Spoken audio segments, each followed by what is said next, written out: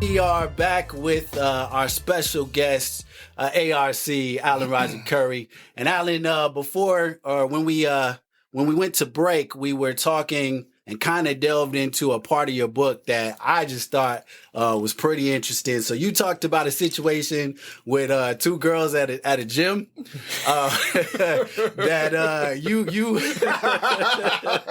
and I had to bring it up because I'm like, this is good for guys to like get, how this evolves. But you pretty much had the deal sealed with these two girls on a three-way. And you talked about your aspirations for comedy. You had them rolling to the point of kind of wanting to change their mind on the scenario. Talk about this misfire. Yeah, let's talk about that because he's still mad about that shit. You can tell. You have no idea. Yeah. But I got a couple of buddies who knew about it firsthand, and that's what they always tease me about. Because I got these two buddies, they bring it up an average of at least once every 12 to 18 months. Okay. They bring it up. Because they was living in LA with me. And they would always say, when Reach just said, they say, man, see, admit it, you still pissed off about it. I'm like, yep. Yeah. Okay.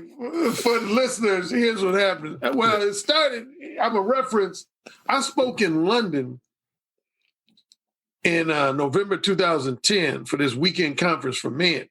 And one of the questions that was posed to me from a guy from the audience, he said, Alan, I noticed you don't talk much in your books about humor. He says, aren't you overlooking one of the most, biggest, he said, because every article I read by women who give dating advice, they always say, you got to be funny. Women love funny men. And I kind of wave my hand like, yeah, whatever. And everybody in the audience at the time in London was like, why does Alan just have that reaction? Yeah. And then I went on and told him, I said, I'm going to tell you guys something that most people are not going to tell you. I said, it's okay to be what I like to call casually witty with a woman. Casually witty. That's fine. No problem. But just outright funny, as if you doing like a stand-up routine, I told the guys, I said, don't ever do that shit. Don't ever. I said, humor is highly over, particularly if your objective is casual sex. And I said, if you're talking about for your wife or something, go ahead. But I said, for casual sex, humor is overrated. And then I went on to tell this story that I'm about to tell now. I was working at LA Fitness in Los Angeles, Wilshire Boulevard. If you're familiar with LA, it's the one that's near Wilshire and Fairfax. And so these two good-looking Caucasian women coming in, and I had minor chit-chat with them, I think at least once before. But they got on this stepper, and they was on this stepper for a long time. So I started teasing. I'm like, damn, y'all gonna down that doggone stepper. What's up with you guys on that down? Y'all, we got other workout machines other than the stepper. So they got off, and they were like, Alan, I think you know why we're on this stepper. Stepper, among other things, it helps firm your butt and give you a rounder butt. And we want a butt like black women. I said, really? They said, oh yeah, that's our goal. We want to get a butt like black women. So they both had on these tight leggings. I said, so turn around. And so they turned around, they had their backs to me. And I just boldly start just grabbing their asses. Now, if they would have had adverse reaction, I might have been in trouble. They could have went to management and said, this guy was harassing us. He grabbed, but I don't know why. But I just boldly just start squeezing on their asses. And I said, damn, both of y'all got some soft asses. And they just start giggling. So when I saw they were receptive to my boldness and grabbing their ass, I started whispering in each of their ears. I said, you know what? I want to bend you over and just f*** the shit out of you. I want to just you slap this ass, pull your hair, and they was like, "Ooh, you nasty!" Oh, yeah. Then I was going back and forth. I talked dirty to one, then I talked dirty to the other one, and I could see they was really feeling it. So I said, "You know what? Us three, we need to have some fun together in a couple of days." I think it was on a Thursday night. I suggested that on that Saturday, I said, Saturday, we need to all get together and just have fun in the bedroom. How's that sound? They was like, we consider ourselves experimental and adventurous. So yeah, we're game. Let's do it. I said, okay, let's do it. And I said, give me the number. So they wrote down a number. I said, I'll give y'all a call. And then we'll make it happen on Saturday. They said, okay. So they walked out. I went back to my desk. And the way this LA Fitness, again, people familiar with it will know what I'm talking about. It's just these big windows. A lot of, certain buildings in different major cities have those type of buildings. It's just a whole bunch of big windows. So you can see out in what's going on the street, everything. So I see them. There was a parking lot that was adjacent to the building, but they didn't go into the parking lot because I assumed they had driven there. They walked this long sidewalk to the street, and they was just standing on Wilshire Boulevard on the street. So I was busy doing this and that, and I kept looking out like, why are they just standing there? Trying to get chose. And then I was just, about 3 or 4 times, I found myself looking out like, damn, why are they just standing there? So curiosity, in retrospect for the worst, got the best of me. So I said, I'm going to go out and see what's going on. So I went out and I said, what's up, ladies? You couldn't be waiting for the bus because I've already seen like 2 or 3 buses pass you by. They said, oh, no, we got a cousin of ours. She's supposed to pick us up, but she's late. Something happened. She's late. So we're waiting for her to pick us up. Now, pause right there. I shouldn't have went out there in the first place. But if there was one moment after I went out where I just went back in, it was this moment. Once they said, hey, we're waiting for our cousin, I should have said, okay, ladies, take it easy. I'll see you on Saturday. For whatever reason. Kept going. Alan, they was waiting on your ass to give them a ride home.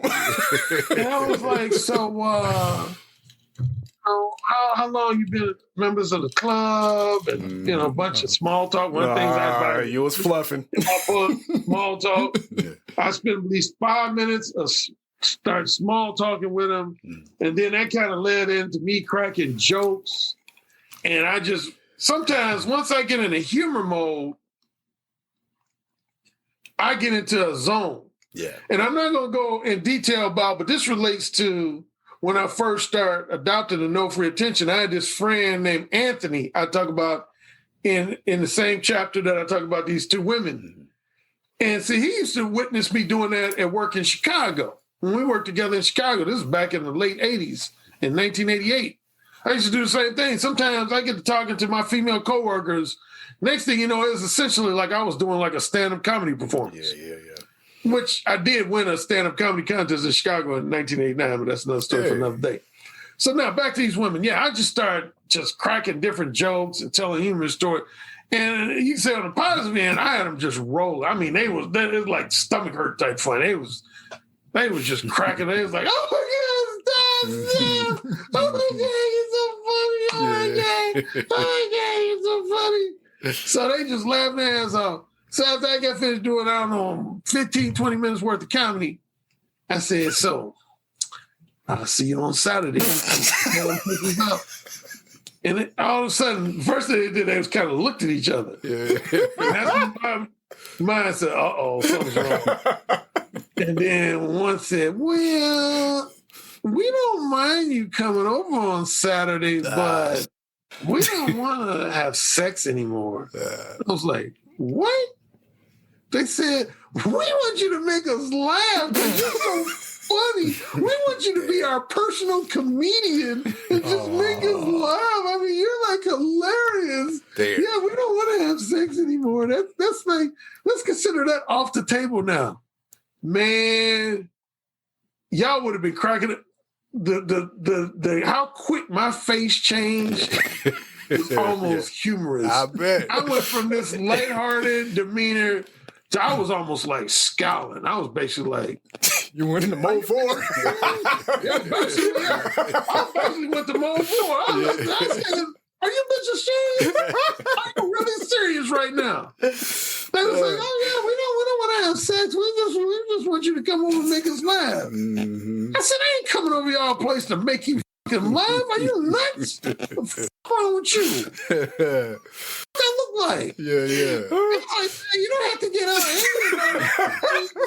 You're just making us laugh, and that's why we want you to come over now. But I mean, you seem like you got an attitude.